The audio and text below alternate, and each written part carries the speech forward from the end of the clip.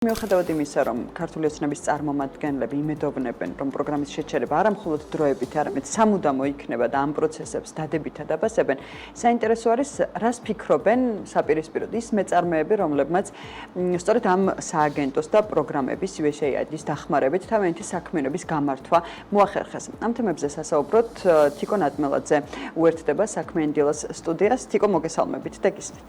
დილამშვიდობის ნინი, მივესალმებით ჩვენს მაყურებელს. პირველ რიგში იმით დავიწყებ, რომ USAID-მა საქართველოში ფუნქციონირება 1992 წელს დაიწყო და ამ 3 წლეულის განმავლობაში ქვეყნის უსაფრთხოების, კეთილდღეობისა და დემოკრატიული ინსტიტუტების გაძლიერებისთვის 6 მილიარდი დოლარის დახმარება გაწია. BMJ-ს ეთერებიდან არაერთხელ მოგვიყვანილია იმ მეწარმეების შესახებ, რომლებმაც თავიანთი წარმოება სწორედ USAID-ის გრანტებით ამოქმედეს, განავითარეს და თანამედროვე სტანდარტებს მოარგეს. ისიც ერთხელ გვინახავს, რომ სწორედ ამ პროგრამის დაფინანსებული პროექტები ქართული ოცნების წარმომადგენლებსაც მოუნახულებიათ, დადებითად შეუფასებიათ და შემდეგ თავიანთ ანგარიშზეც ჩაუწერიათ. თუმცა ამის მიღმა მთავარი მაინც ისაა, რას იღებდა ბიზნესი. მაგალითად, ნატურალური წვენების მწარმოებელი კომპანია ალალში გვიყვებიან, რომ USAID-ის პირველ ეტაპზე ბრენდინგის ნაწილში დაეხმარათ, შემდეგ იყო დანადგარების შეძენისთვის გამოყოფილი თანხები, საერთაშორისო გამოფენებში მონაწილეობა და ექსპორტში ხელშეწყობის დაფინანსება. კადრების გადამზადება, ტრენინგები და სტუდენტების წარმოებაში ჩართულობის ნაწილი.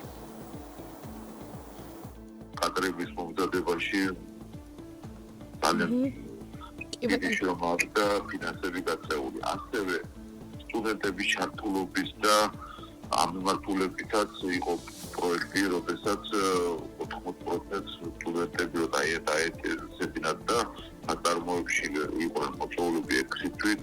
ასევე უკვე სტუდენტობის შემდეგ ვისაც გაგრძელება უნდა და ამ 80% ხელფასისას USAID აფინანსებდა. თვითონ რაც შეეხება ტექნოლოგიურ ხაზების შესყიდვაში 3 წლის ჩვენ გავიმართეთ ერთ USAID-ის პროექტში და ბროწეული და ციტრუსის დანადგარი, სადაც დაიხადა 15,000 euро, იყო USAID-ის დაფინანსების მიღწეული.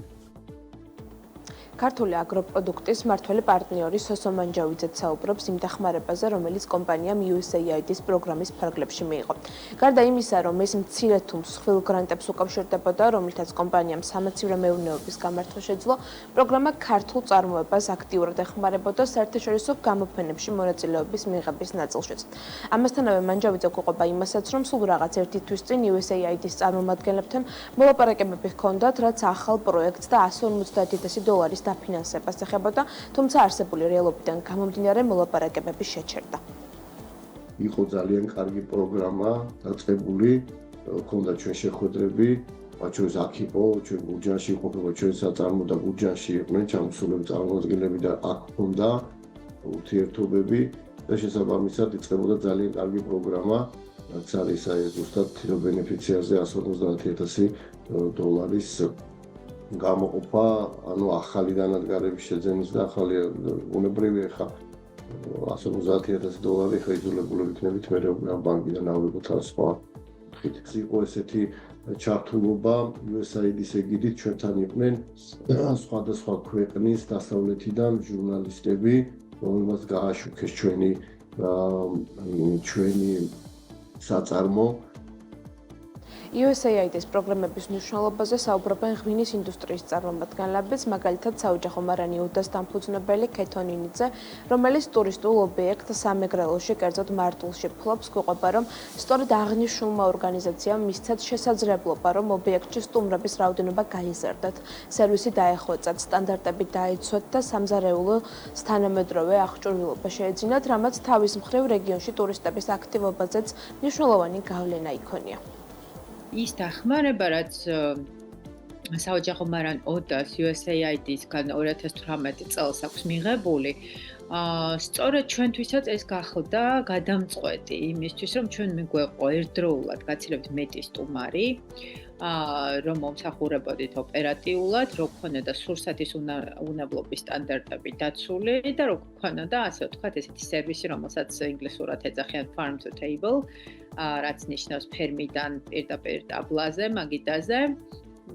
და აი ეს ასე ვთქვათ, აი ამ ტიპის მომსახურების სწრაფი ხარისხიანი და უნებელი მომსახურების შეთავაზება შევძელით ჩვენ, იმიტომ რომ მთლიანად სამზარეულო აღჭურვილობა ჩვენ სწორედ USAID-ის დახმარებით მივიღეთ. ეს არ იყო მცირე გრანტი ნამდვილად და ალბათ ამისთვის ჩვენ დაგვჭირდებოდა მინიმუმ ალბათ 5-10 წელი, რომ ამ დონეზე განვითარებულიყავ.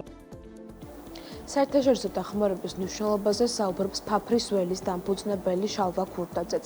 მისი თქმით, USAID ქართულ მეღვინეებს შესაძლებლობას აძლევდათ, რომ კადრები გადაემზადებინათ.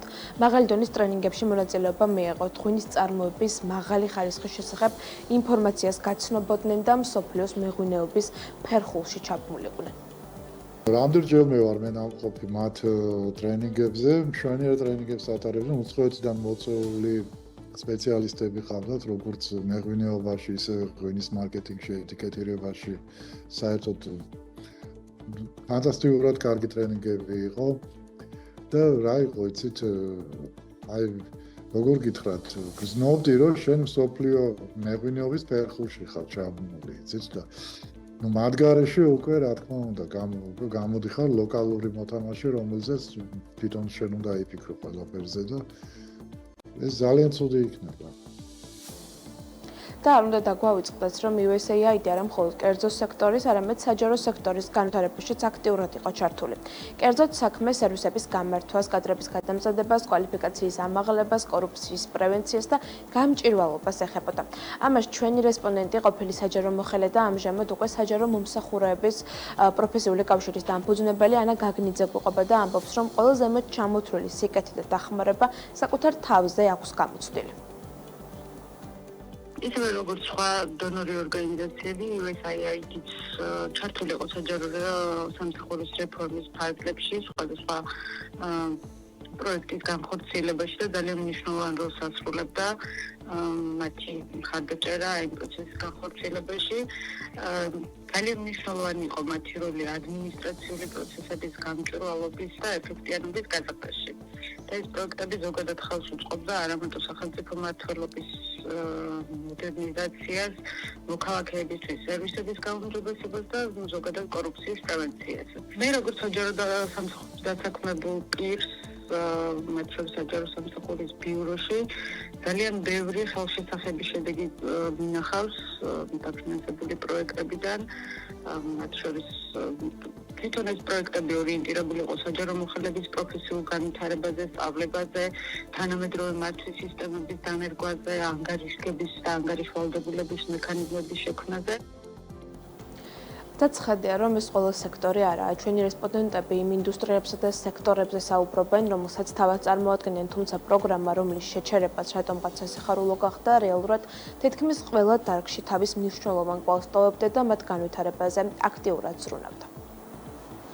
თიკო, მადლობა დიდი საინტერესო სიუჟეტისთვის და არანაკლებ საინტერესო ჩართვისთვის. ქართულ მეწარმეებს USAID-თან და სხვა დონორებთან ერთად წარმატებებს უსურვებ.